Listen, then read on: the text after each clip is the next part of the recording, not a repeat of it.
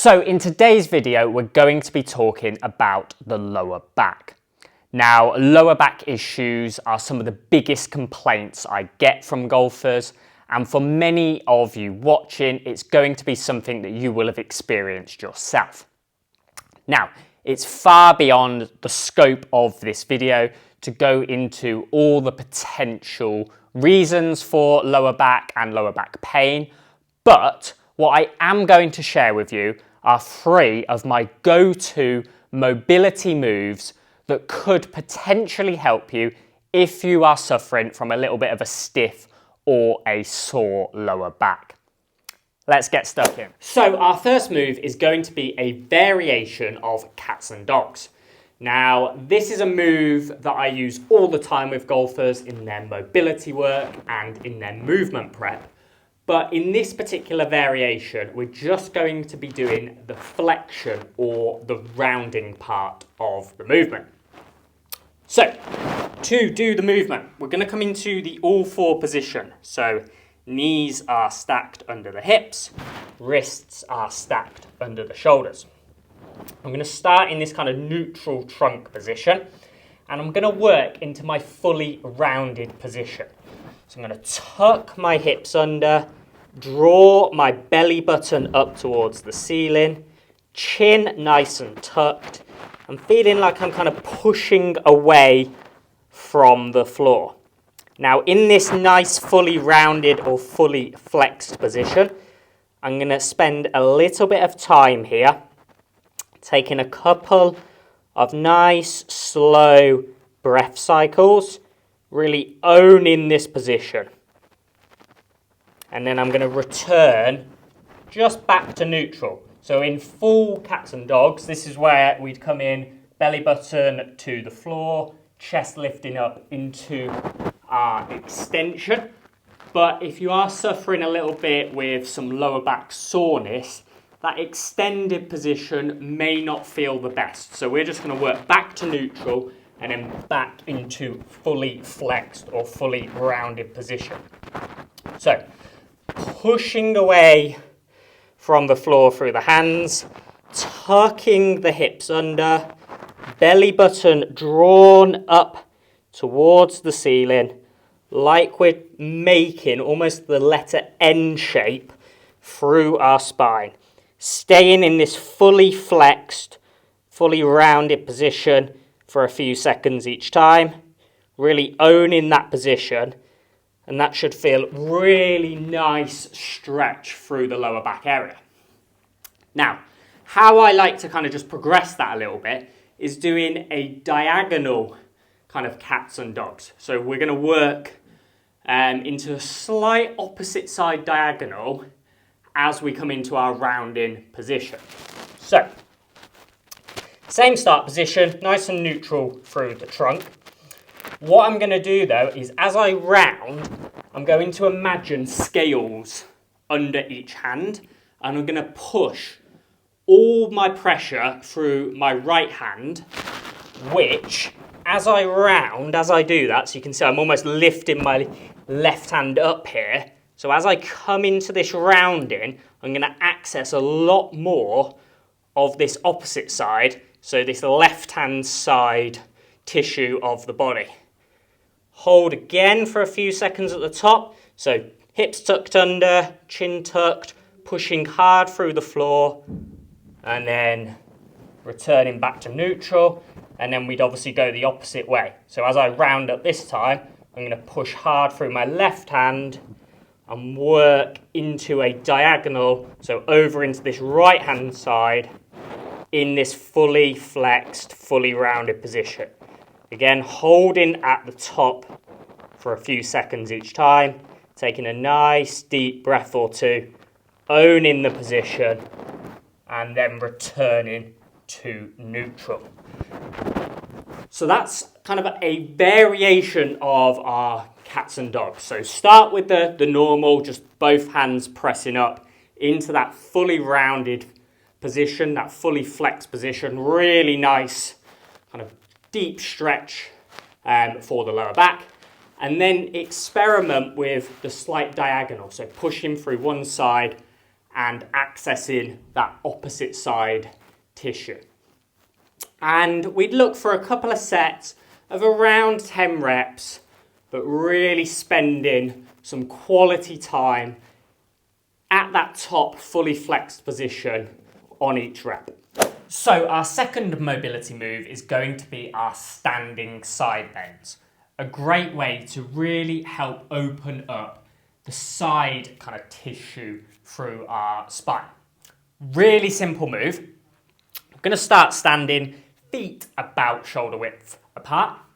I'm going to take one hand overhead and I'm going to grab that wrist with the opposite hand.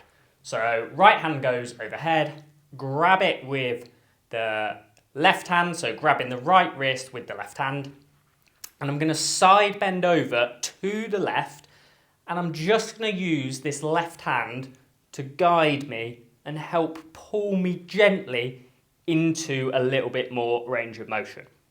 Holding at that end range for a couple of seconds and then back up. So I'm side bending over to the left and I'm using the left hand on my right wrist to just pull me gently into a little bit more range of motion. Now as I do this, you can see my right hip will kick out to the right a fraction, and that's fine, and I'm really opening up through that right hand side of the body.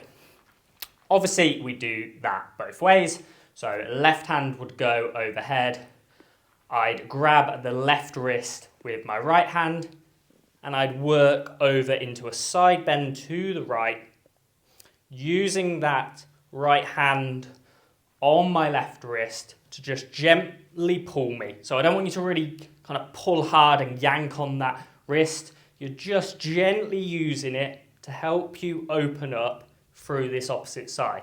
So as I side bend to the right here, really opening up this lateral tissue on the left-hand side of my body.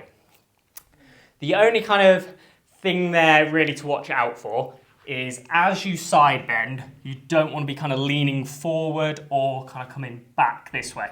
So you want to feel like you stay nice and kind of neutral. So almost imagining you're in a very kind of narrow corridor.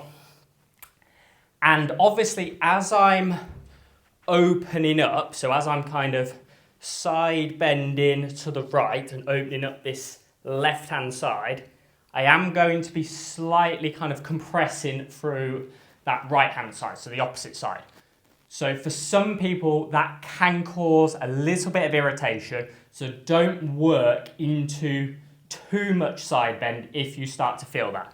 So just working through a little bit of range of motion, but you don't want to be really irritating the compressed side. You want to think about more opening up through the opposite side. Really simple movement, just using your kind of opposite hand to guide you and pull you into a little bit more range of motion. And that's our standing side bends. And we'd be looking at 5 to 10 reps in each direction, holding at that end range for 2 to 3 seconds each time. So our final mobility move is going to be child's pose.